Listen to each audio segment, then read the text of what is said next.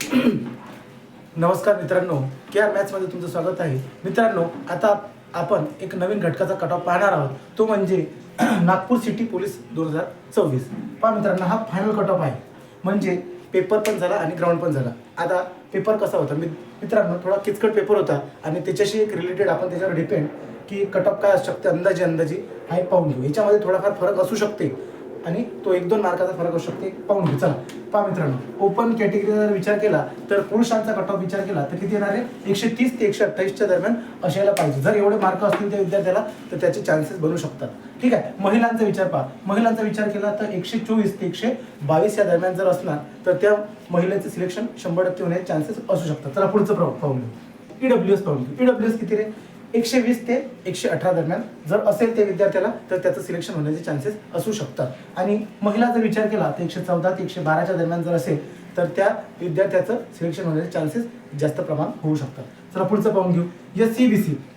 आता SCBC पहा मित्रांनो, हे कन्फर्म मार्क नाही आहेत. याच्यामध्ये 1-2 मार्काचा फरक पडू शकते, कमी असू शकते किंवा जास्त येऊ शकते.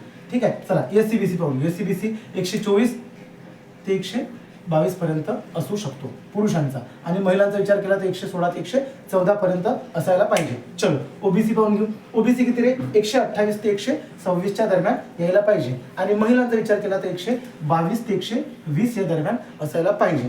ठीक आहे. चला पुढचं पाहून घेऊ आपण. पुढचं पाहू SBC. SBC किती? 124 ते 122 पर्यंत.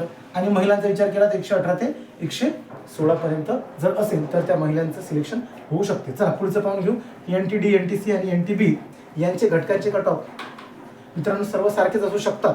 कारण की पहा 128 ते 126 पर्यंत पुरुषांचा आणि महिलांचा विचार केला तर 122 ते 120 पर्यंत असायला पाहिजे. NTC ते सेम 128 ते 126, महिलांचा 122 ते 120. NTB सेम 128 ते 126 आणि महिलांचा 122 ते 120. आणि VJचा पण तेवढाच असू शकतो. एक अंदाज आहे मित्रांनो, फिक्स नाही आहे पण अंदाज आहे. आणि एवढे जर मार्क विद्यार्थ्याला असतील तर त्याचे चान्सेस वाढत आहेत, लागण्याचे चान्सेस वाढत आहेत. चला VJचा किती? 128 ते 126 पर्यंत. आणि महिलांचा विचार केला तर 122 ते 120 पर्यंत असायला पाहिजे. चला पुढचं कॅटेगरी पाहून घेऊ. ST category. ST कॅटेगरीमध्ये किती रे?